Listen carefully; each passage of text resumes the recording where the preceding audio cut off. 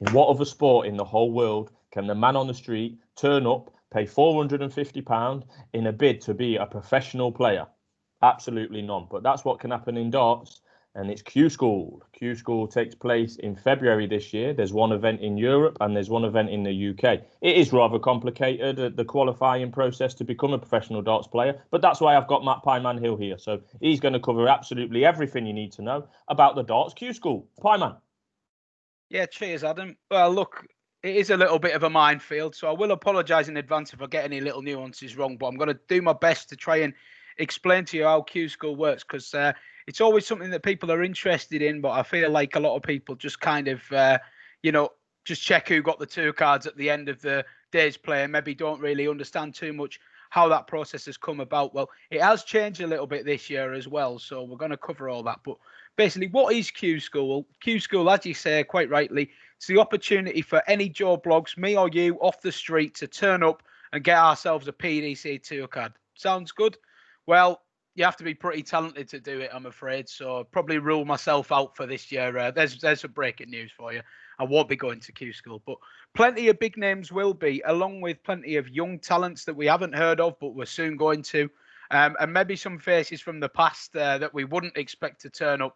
As you say, it's £450 to enter, and anyone can enter, but there has been a limit on entries, and I believe that's already been reached in the UK. So we've got two Q School tournaments taking place, one in the UK and one in Europe. If you're from the UK or Gibraltar, you have to enter the UK qualifier. If you're from anywhere else in Europe, you have to enter that European qualifier. If you're from the rest of the world and you want to have a go, you could take your pick of which qualifier you enter, but you have to get in, obviously, before the rush. So it's changed this year. What we have this year, we have a stage one and we have a final stage. Now, stage one is going to be whittling down those people who've paid their entry and just turned up. So automatically progressing to the final stage, we have anyone who lost their tour card in 2020. We have the top 16 from the Challenge Tour and the top 16 from the Development Tour. They automatically go through to that final stage. There's 128 people in the final stage, so it's up to those in stage one to grab one of those remaining spots with a good performance. Before I go any further, just want to give you a little bit of context, because some people will already be feeling overwhelmed by this information.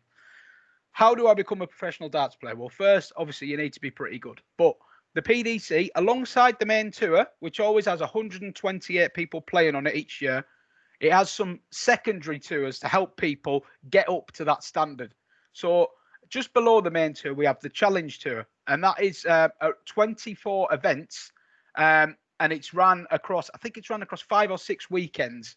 And it's an opportunity. There's 10 grand to the winner of each event. And it's an opportunity for those who haven't quite made it onto the main tour to play in a really competitive environment with some, real quality players. And if you have a good year on there, you can get yourself into some of the events on the like the World Championship and whatnot, UK Open. There are routes to qualify for majors and stuff, but largely it's a platform for people to get established on the Challenge Tour and then try and move themselves up to the main tour. The Development Tour, on the other hand, that's for youth players. So any player 25 or younger can play on that Development Tour. And that's trying to give a pathway for people, the likes of Jeffrey Deswan, Dimitri Vandenberg, Bradley Brooks, Luke Humphreys. We've seen a number of really top talent come through that Development Tour and the Challenge Tour. So they're both there to help the growth of the game, if you will. So we're going to see a lot of regulars from the Challenge Tour and the Development Tour turning up to Q School, trying to make that step onto the main tour. So we've got 64 players, the top 64 players after the World Championship. They're already in for next year. Anyone that's dropped out of that top 64 may have to go to Q School. The only reason you wouldn't is if you're on the second year of a 2-year card. Now, when you win your card at Q School, you get 2 years playing on that main tour. If at the end of those 2 years, you're no longer in the top 64, you're out. You've got to go to Q School again. So we're going to get the likes of Martin Schindler, Kai Van Hoven. I did have a list of players somewhere for this, but Adam might have a few names. Oh, Benito van der Pas, Robbie John Rodriguez, Neil Zonneveld. So a lot of people that we're used to seeing on television have now lost their tour cards. So they're going to have to come again this year. We're also going to get some big names coming in from years gone by. John Part is going to be having a go at Q School this year. Raymond Von Barneville rumoured to be having a go. Robert Thornton, Kirk Shepherd, some stars of the World Championship, Danny Baggish, Matt Campbell, all intending to turn up and play for their spots. So Adam, maybe we'll just take you through the final stage. What's the format in terms of how a match is played? Yeah, so when you get to the 128 players are confirmed for the final stage, that's when it just whittled down in a random draw. There's no seedings or anything like that, and it's best of 11 legs. It's similar to what we used to see on what we would call the Pro Tour or the floor event that we may well have referred to in other videos that happen week in, week out on the European Tour or the Pro Tour. So yeah, that's the kind of format there. Like Pieman said, it is reasonably, there is some complications to it, and it can be difficult to explain at times, but there is 29 spots up for grabs in total. There was 33 at the turn of the year, but 4 of those spots have been taken up by the top 2 in the Challenge Tour, as described by Pieman, and the top 2 in the Development Tour from 2020 have both qualified already. So there's 4 qualifiers, so there's 29 spots left. So Adam, just to tag back in, as you quite rightly said, 29 spots left. That's going to go to the 4 days of the final stage of Q School, and 2 people each day from the UK and the European Q School events will get a tour card. So all in all, 8 people from the UK and 8 from the European Q School. Now, anyone that's doing the maths in their head will realise that's only 16. What's going to happen for the other 13 cards? They will go to the players who perform the best across the 4 days without actually winning an event or reaching the final 2 of an event. So if you make the semi-final on day 1 and a quarter-final on day 2, whatever, you're going to get given a point for every game that you win. And if you amass a number of points, even if you don't get to that final 2 on a given day, you may well still get given a tour card. And that is why it's so important to turn up for these 4 days and play every game hard to your best ability and accumulate as many points as you can.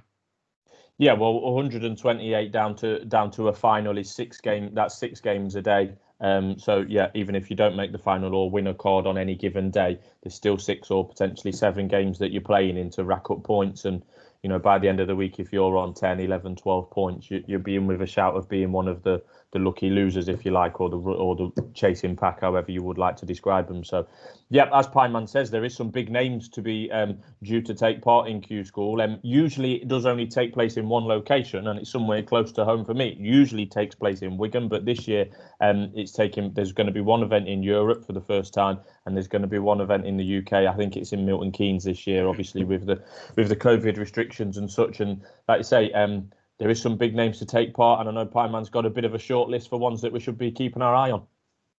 Yeah, well, I mean, from a personal perspective, I'm definitely very interested in how John Park gets on. I think it would be great to see John back on the tour. I'm not sure if he's still got the ability levels required, but he's definitely got the determination. And he said himself, if he's still enjoying it, then why not? And good luck to him.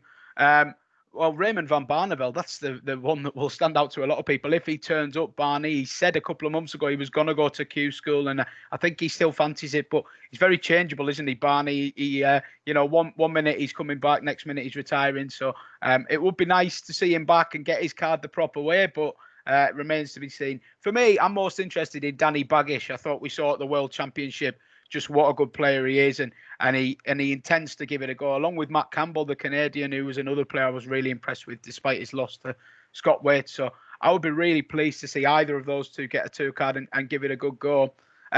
Just some examples on what can be done at Q School. Well, Gerwyn Price actually came through as one of the Q School qualifiers in 2014, and he's now the world champion. So that's an indicator of the pathway, and sometimes it can be players that we've never heard of that, a few years down the line go on to be the big names in the game. Jason Lowe, another really nice story from last year, flipped a coin as to whether he was going to go to Q School, came up heads and he went for it. He earned his card through Q School a little bit unexpectedly last year, but not done that well actually on the floor events. But he's just chipped away, got enough money, got him into the World Championships, and then obviously knocking out Michael Smith. The prize money he gets for that is going to probably keep him in for 2 years. So it's just, it just shows getting this card can produce you so many opportunities, and you just need to take one of them, and it can change your life. Jason Law is pretty much guaranteed to be a professional darts player till at least sort of 2022 now, but off the back of that one result and off the back of that one good day at Q School. So it's great. No other sport, I think, really gives you this opportunity to turn your life around so quickly if you've got the talent. But by God, you're going to need the talent. We frequently see in recent years 110 averages posted in these matches. People turn up and are going out in 12, 13 darts. You need a little bit of luck along the way. Yeah, I mean, just reading into the big names that are potentially in it this year, I think Barney is all but confirmed, but he does have a habit of changing decisions and making rash decisions. He's won 29 PDC world titles. Now, if you imagine, right, you're the best player in, I don't know, the Wigan and St Helens area. You've paid your 450 quid. You turn up and a random draw on day one of Q School, you're playing Raymond Von Barneville. I mean, my goodness. But I mean, it just indicates. I was just reading a quick article there about Van Barneveld, right? And his retirement. It says after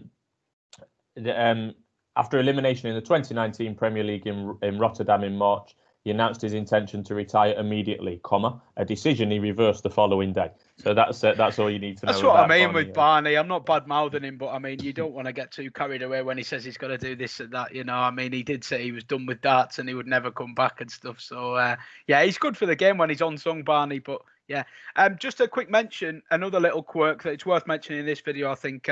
Harry Ward, the world number 57, who earned his card, I think it was 2018, and actually won a Players' Championship event, a Pro Tour event, quite quickly after earning his card. He's decided to hand it back this year. Was still in the top 64, so was entitled to carry on as a professional. But he just kind of spoke about how much traveling there was with being a pro and how it wasn't really for him with his lifestyle. He did earn 50-something thousand last year, so he was certainly good enough to make it pay, but it just shows it's a big commitment and a real life-changing commitment. If you've got a young family or anything like that, the events are becoming more and more global. And yeah, it's not straightforward. Even if you do get your card, it really is going to change your life. And we see a lot of players who first got their card, even some of the more regular names, still have a job alongside their darts.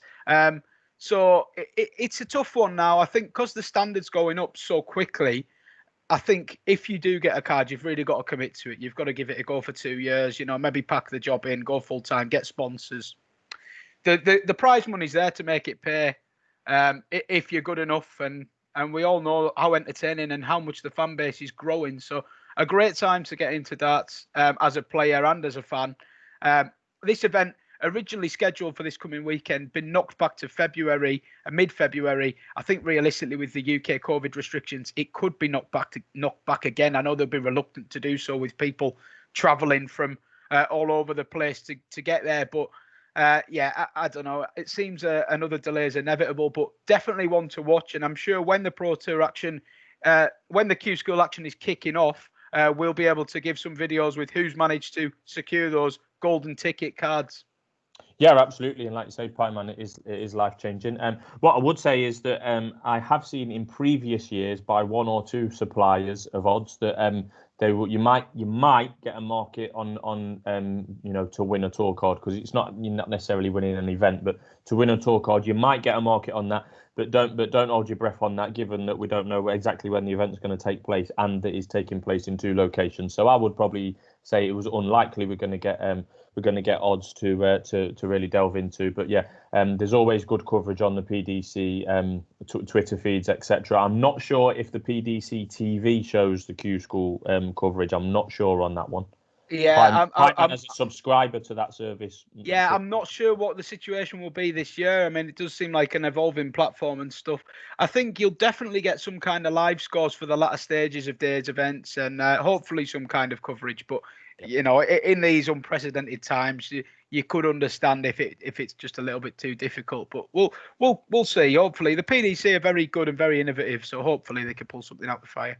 Well, all you need to do is tune into this channel to get all the latest starting news. Yeah, we'll keep you posted. And on that bombshell, that's where we'll leave it for Q School. If you do have any questions, like I say, it is rather complicated at times, let us know in the comments, and I'm sure Mr. Pieman and myself will do our best to answer them. So we'll speak to you soon. Thank you. Cheers, guys.